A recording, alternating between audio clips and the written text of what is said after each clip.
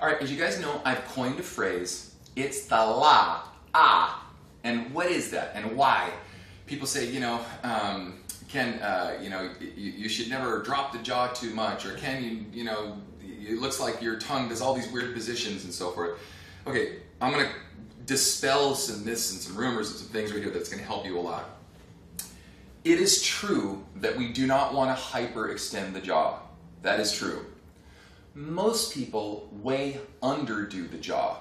So when their jaw, they think they're going, it's the la, they're going, it's the la. And I'm trying to get you to go, it's the la, ah. I didn't say it's the la, ah. And I'm not dropping the jaw so much that I'm hyperextending it. And here's why.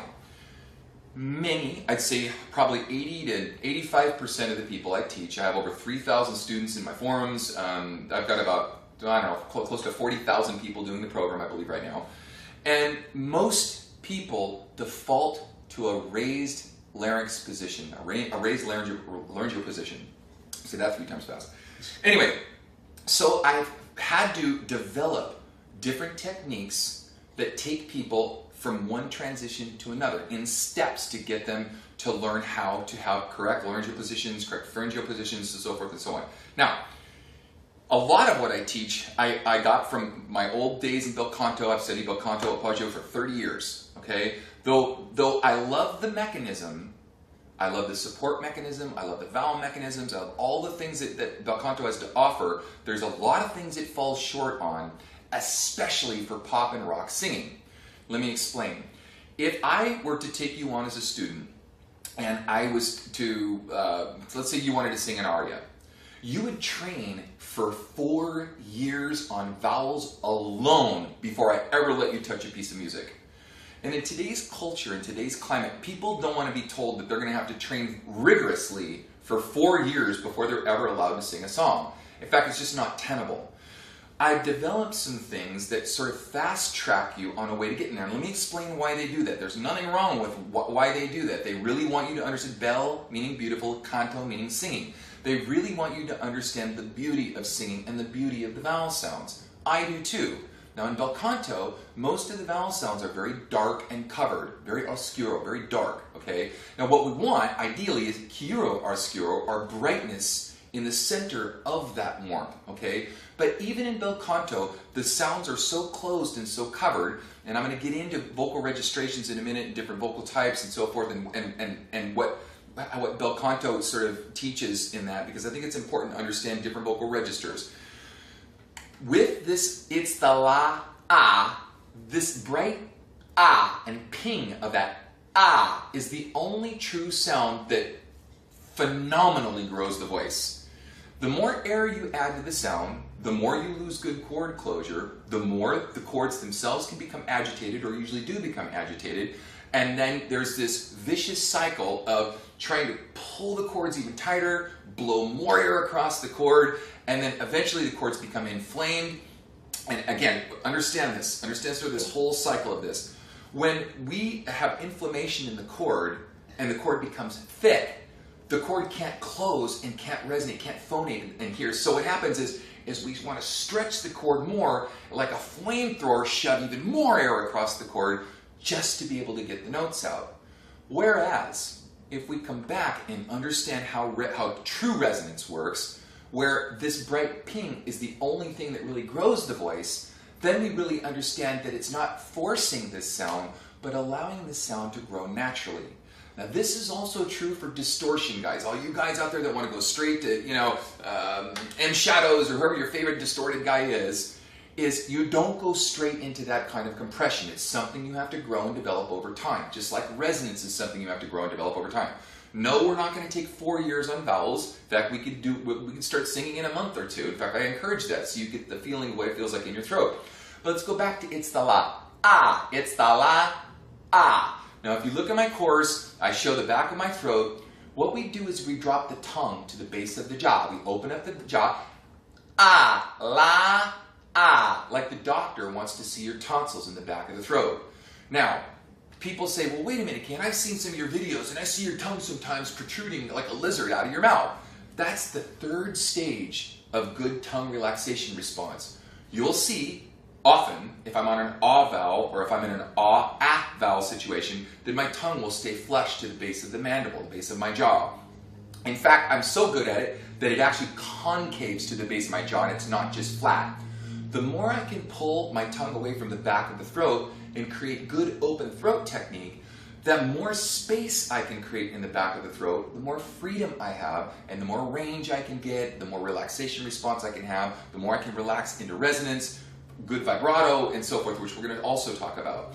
So that when you see my tongue protrude out of my mouth, it's actually pulling away even farther in a total relax. Some people mistake that for a tense tongue. It's actually the opposite. I've trained my tongue where it pulls away from the back of the throat, and I can use it to modify in the vocal tract different vowel sounds, to shift ever so slightly from vowel to vowel, or I also use it for consonant sounds so that I don't overuse my consonants, so I can continue to keep the back of the throat open and not move the jaw. The whole goal is to try to keep the jaw as static as possible and the least amount of shifting in the vocal tract or the throat, right? So I know this is a lot of information. It's really good information. So we have it's the la, ah. Within this ah vowel, as we ascend and descend, we have sneezing. We have different vowel modifications that create and relieve tension and pare down the sound as we ascend, and then reopen the sound as we come back down in a passage. Now, the reason we do this is because if we try to maintain the same vowel sound on the bottom as we do on the top, the sound simply gets too big. It becomes too weighted, too heavy to carry. So we pare down this sound with different vowel sounds as we go up, and then reopen them on the way down. So we pare the sound down so we get control of it so it doesn't splat or become top heavy so big that it gets away from us. That way we can control the entire vocal tract like an elevator going from floor to floor. We want to go push the button to the 25th floor, that's the oo vowel. We want to go to the 17th floor, that's the vowel. We want to go to the 10th floor, that's the ah like loft vowel. And the bottom is ah. It's almost got a little hint of ah in the sound at the bottom. So I know that's a lot of explanation as we go through this, but you're going to see the demonstration of this as we walk up the scale. So Adam, la, nice and bright.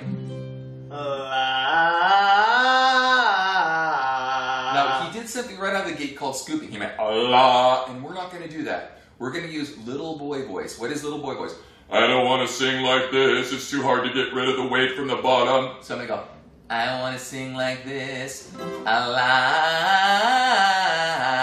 It's a real small sound. So with that smaller sound, let's try it again. La. But open the back more. La. More ah in the back. Let's do it again. La. Good. Don't raise the larynx. Okay, we're going to talk about laryngeal positions now. Glad you brought that up. Yep. All right. I train people initially in a lowered larynx position. And you're going to see all kinds of bel canto people freaking out over this. No, we should always have a neutral larynx position. Do you remember me saying that most people default to a raised larynx position? What is that? That's that sound when people get really froggy. They'll go, ah, which is where Adam just now started to go when he just started on the bottom. Now he'll correct this because he's self-correcting. It's pretty teleonomic actually, self-healing, self-correcting.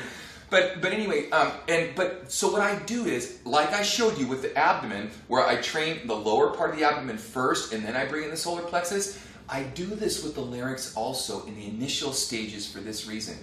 If we can keep the larynx in a slightly dropped position, I call it the floorboard. If we can keep the floorboard dropped just a little bit, then when we go up, it actually, by default, it starts to gravitate towards going to a neutral larynx position, which is ultimately what we want. We want to be able to keep the larynx in a neutral position at all times, unless we're doing it for effect. And we'll talk about that too. There's a lot of people that use raised larynx positions. Some of my favorite singers, Paul Rogers, baby, when I think about you, I think about love. Or Paul Carrick, tempted by the fruit of another. Or Rihanna, or Christina Aguilera, or Leona Lewis. There's all kinds of Mariah Carey. They'll use that for effect, but it's really hard to get out of that. And they don't use it when they go up top. You'll notice they'll drop the floorboard and get rid of that froggy sort of sound when they go up top because it's virtually impossible to drag that sound up clean without tension.